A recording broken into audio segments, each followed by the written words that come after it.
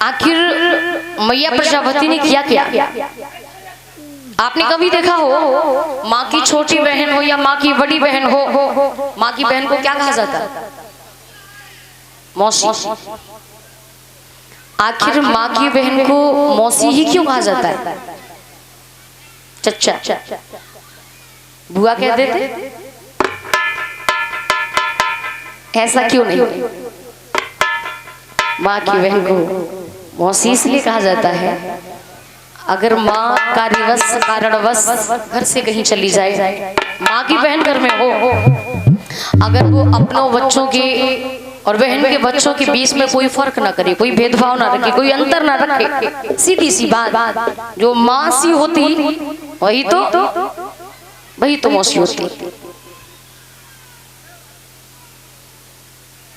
लेकिन आजकल बहनें मौसी के हलवा तो रही है, लेकिन हर माँ, हर बहन, हर बेटी को मौसी बनने की पदवी प्राप्त नहीं होती है। अरे एक मौसी उसे भी कहा जाता, आपने कथा सुनी होगी रूप बसंत की, सुनी होगी ना?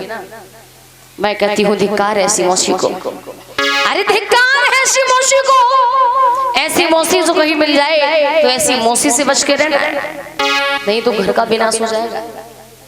अरे एक मौसी उसे भी कहा जाता जो सम्राट अशोक की सबसे छोटी पत्नी, जिससे तिस्से रक्षिता के नाम से जाना गया, अपने ही महाराज के पुत्र कुड़ाल पर हावी थी, शादी नहीं की तो आंखें निकलवा, मतलब अगर ये मेरा नहीं होगा तो मैं किसी और का भी, तो मैं कहती हूँ धिक्कार ऐसी मौसी। ऐसी मौसी मौसी नहीं होती है, मौसी जो होती है वो माँ के समान होती है। लेकिन भैया कहीं ना कहीं मैंने ये भी देखा है, कुछ बहनें ऐसी होती हैं जो बहन के बच्चे को, भाई बहन का बच्चा पुत्र के तो समान होता है ना, तो पुत्र के रिश्ते को नहीं समझती है, लेकिन कुछ बच्चे ऐसे होते हैं जो माँ और मौसी के रिश्ते को नहीं समझते। जिस प्रकार से एक मौसी के लिए बहन का बेटा पुत्र के समान होता है, उसी प्रकार से जो पति का छोटा भाई देवर, एक भाभी के लिए वो देवर भी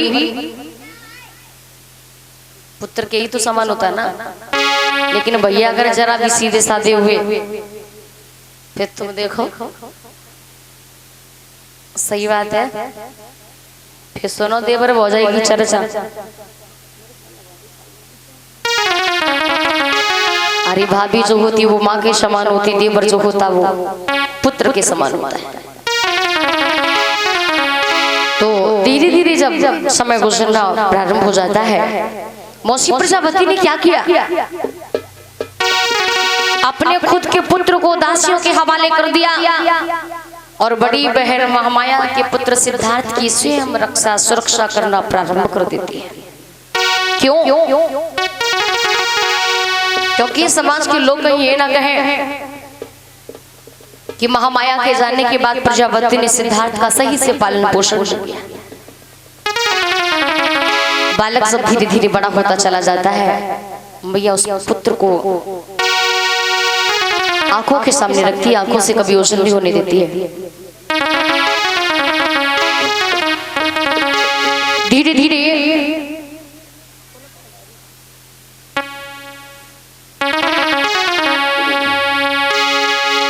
बालक जो है बड़ा होता चला जाता है।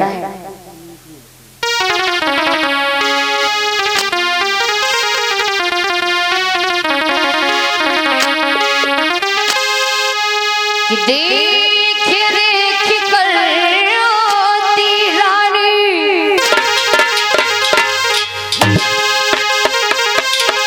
और जो प्रजापति कहलाती थी, और सिद्धार्थ गौतम का भैया कि वो पालन पोषण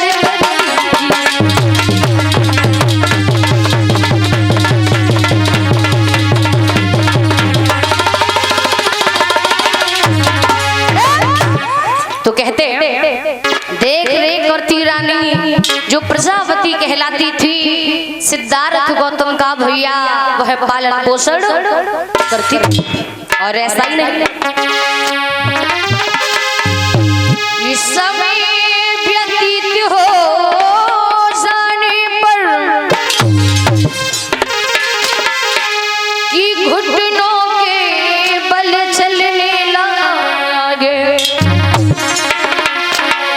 कुछ और समय बीता भैया तो फिर दातुन के दिखने लगे।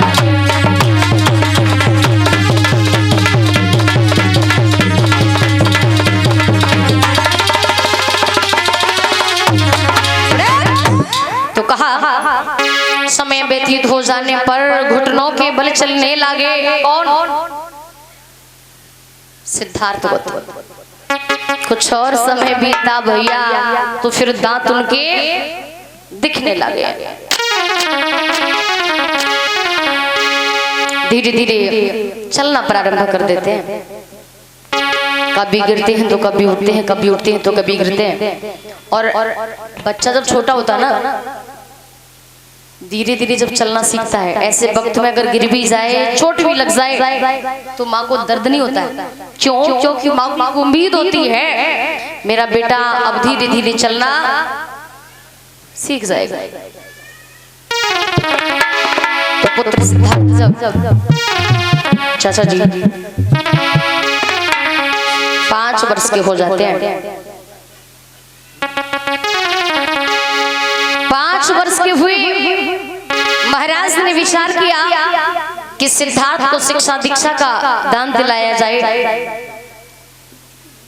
तो शिक्षा में परिपक्व करने के लिए सब्बमित नाम के गुरु को महलों के बीच में बुलवाया है। और जब सब्बमित नाम के गुरु महलों के बीच में आते हैं तो हर प्रकार से हर शिक्षा का दान देना प्रारंभ कर देते।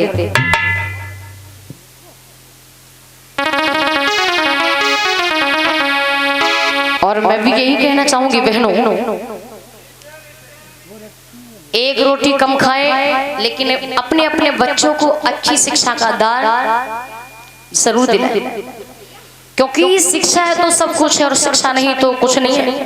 कहते कि शिक्षा बहुत शेरनी का दूध होता है, जो पीता है वही दहड़ता है। उसी के ऊपर लगा दियो, जलाए उसी को रख दियो, रखो उसी के ऊपर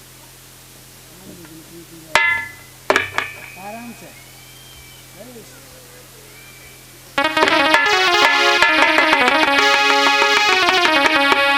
घर में कितना भी धन खजाना हो, घर में कितनी भी दौलत हो, अगर आपने अपने बच्चों को सही से पढ़ा लिखा नहीं पाया तो मैं समझती हूँ कि ऐसी दौलत, ऐसा पैसा किसी काम का नहीं है। और बच्चे की प्रथम पाठशाला होती है कौन? माँ। एक माँ चाहे तो बच्चे को उसकी मंजिल तक पहुंचा दे, अगर एक माँ चाहे तो बच्चे को घास खोदने वाला बना दे। क्योंकि बच्चा छोटा होता है तो माँ के पास रहता है, ना कि पिता के पास। इसलिए मैं तो यही कहती हूँ कि आधी रोटी कम खाएं लेकिन अपने अपने बच्चों को अच्छी शिक्षा का दान जरूर दिलाएं।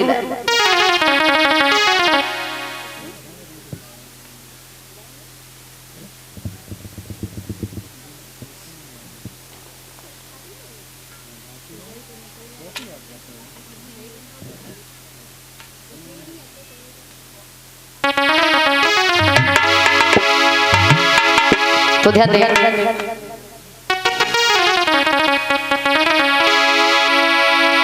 धीरे धीरे समय बीता, 8 वर्ष के हो जाते हैं। चाचा जी सुने के बाल्यकाल की पावन चर्चा को